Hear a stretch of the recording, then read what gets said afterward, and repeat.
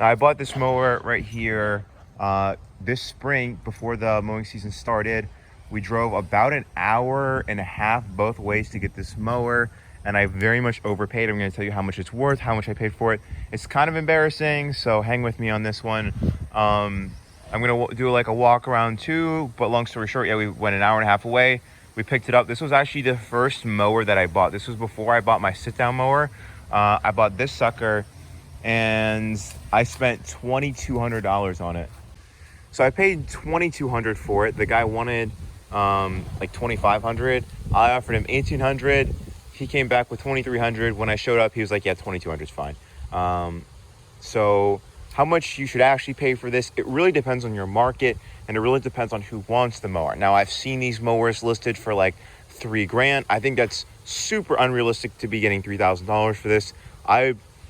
I don't know. I think $1,800 would have been completely fair. I think that would have, for the very beginning of the season, obviously there's a pretty large demand for mowers early in the season. So $1,800 would be a fair price. A good deal on this mower would probably be about $1,500. Anything less than $1,500, you're getting a deal. Go for it. Just make sure it all checks out. What's up? The dog vlog. Hey, Pixie. Daisy. What's up, dog? Dog. What's up, Bobo? What's up? Anyway, that's pricing. I'm gonna go. My brother's flying his drone around, so that's a little bit distracting. We're gonna do a walk around and kind of talk about it. So we'll start up here with the controls. What it is basically, I'll start up for you and show you. In order to start it, these little levers right here, which is like the parking brake, they have to be up, and then the blades cannot be engaged. When you first start it, you choke it, and then you just crank it. I just ran it a couple seconds ago, so I'll just put that in. Throttle is all the way down. You can generally just start it like that. Make sure that it's turned from the stop position, the on position. Oh, every couple of pulls, it gives me like that hard tug where I can't even pull it out. But it generally fires right up. I would say this and my sit-down mower fire right up. My other walk behind that I have, which I'll do another review on, that one has a hard time starting sometimes. So the controls work like this.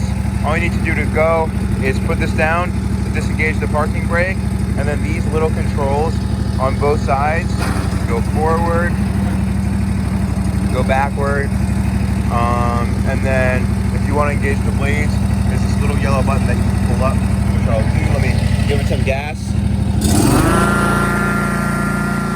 That's full throttle right there. And there you go.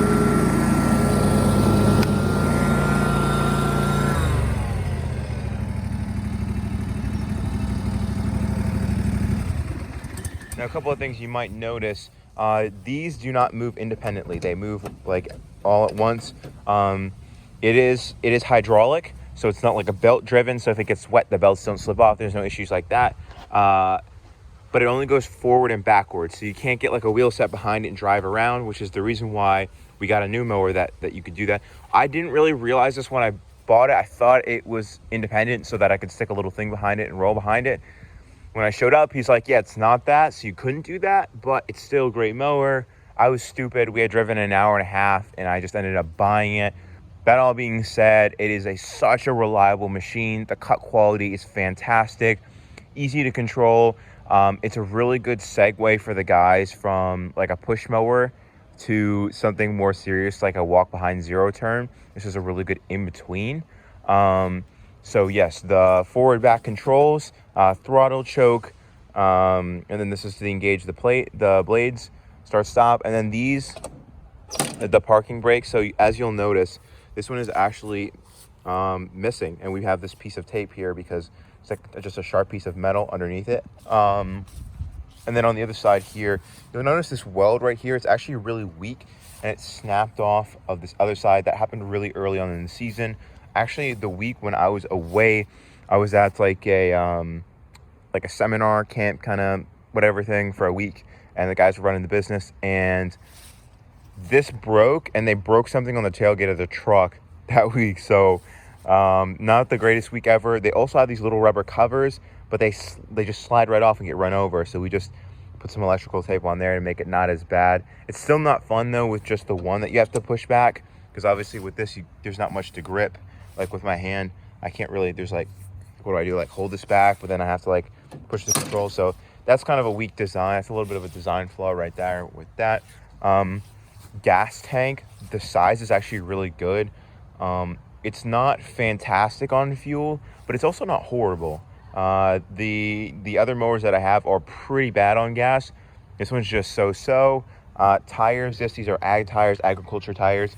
So you do need to be a little bit more careful than you would with just normal tires, but they're really fantastic because they have a lot of traction at all times. The engine is a Kawasaki. I'm not sure the exact size of the engine. All the stickers have come off at some point or another. It's probably a 300 something series. It's got plenty of power. It cuts great, starts every time, decent on gas. Deck quality is absolutely solid. I love the deck. It stripes real nice, even for not having a striping kit or anything like that. Overall, front wheels, they don't dig in. They're a really good design. I found that this sharp angle right here, you'll notice on the tire how it's not like a taper. It's actually a sharp angle. It actually helps not scuff up the lawn as much, which is kind of interesting, and you'll hear me talk about it in basically every review video I do of a zero turn. I don't like it when they have rounded off tires, because if I go to just, I'm going forward and then I have to back up, the tires have to twist in the grass and they just dig in, whereas the flat ones just kind of, flatten out the grass, which is fine, especially if it's already been cut. We have this piece of rubber here holding up this flap so it fits into the backyard. It's nice and easy because really we don't need this chute thing back here. From there, I do have to say on the side of cut quality and how it throws the clippings, pretty good all around. We use a lot of our mowers, especially when we're at a property, instead of blowing off, we'll just use the mower and just blow the grass off the driveway. This one's okay. It's not fantastic. We have another walk behind that's really good. And then we have our sit down zero turn, which is not very good. This one's kind of in the middle of there. Dual blades underneath. It's pretty easy to clean out. The deck design, like I said, is really good. Like I said, ag tires. You just got to be a little bit careful with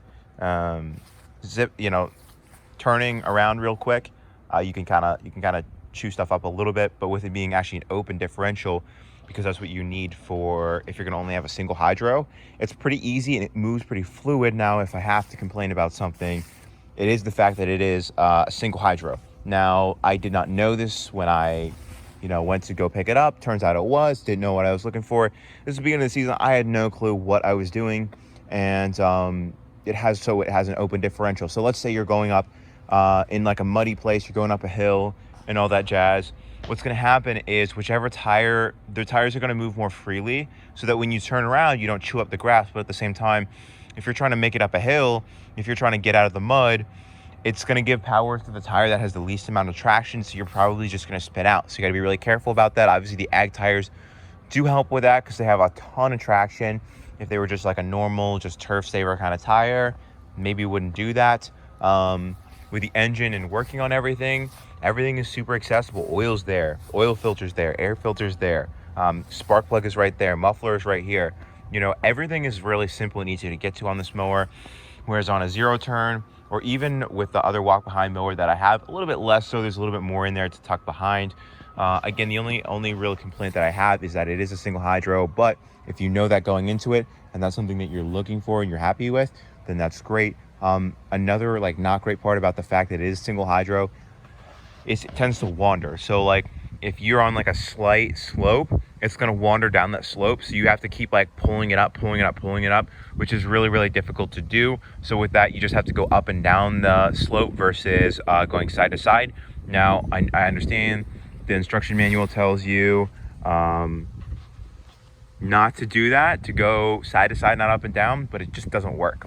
You're just the striping is gonna be horrible. So you do need to be conscious of that. Obviously, having traction going side to side, generally you don't have a lot of that in any machine, but with the zero turn, at least you can kind of control that, or anything with independent hydros, you can kind of control that. With this, not really as much. And then the design for lifting and lowering the deck is this little thing right here. You just spin this different directions to make the deck go up and down.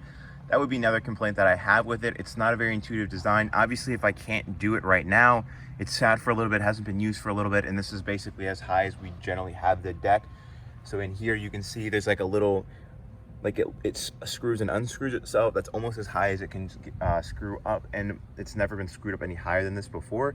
So, you know, that's a little bit of a pain that you can't get it up very high, and it also means that when you're putting it on the trailer, you have to kind of wheelie it up on the trailer, otherwise the deck will get caught, which is kind of annoying, but you know, it just kind of comes with the territory. Like I said, it's cut at 3.5 right now, and you kind of have a range of about 4.5 to 1.5. I don't really think it could go all the way up to 4.5 just based upon the amount of travel left on that little screw that we have, but I'm gonna trust the sticker on that one. So overall, an absolutely solid mower if you know what you're getting into. If you're basically just looking for a glorified push mower, a self-propelled mower that has a bigger deck, I think this would be a really good alternative. If you could find one of these for like the same price as, like, let's say a Toro Time Cutter or one of Exmark or Ferris, they have like these really intense push mowers that basically just look like push mowers. Some of them do have like 30-inch decks. This is a 32. It's got way more power. Is it less fuel efficient? Yes. Is it faster? Also yes. So overall efficiency wise, I think this is a better mower. So if you do need something, that you don't have to, you're fine walking behind it, you want something a little bit more heavy duty, but it's kind of in that price range of like Toro Time Cutter, Exmark push mower, or Ferris push mower, this is a really good option. Also, if you do get like an actual zero turn stuck in the mud, the sucker can pull it out. The other push mowers aren't going to be pulling out sit down zero turn. So overall, I think this would be a really good option as opposed to something like a Toro Time Cutter. Obviously, it weighs more, gotta have more room on the trailer, but that being said, I think it's a fantastic mower for what it is. No real complaints with this. So yeah, make sure you smash that like button, subscribe. We're gonna have a bunch of more content coming very soon. A lot more review videos, some about stuff, about starting a lawn care business and growing it and making it something profitable. The first thing is don't overpay for equipment, so this is good that you're watching this. So hope you guys enjoy that, and I will catch you on the next video. Peace out.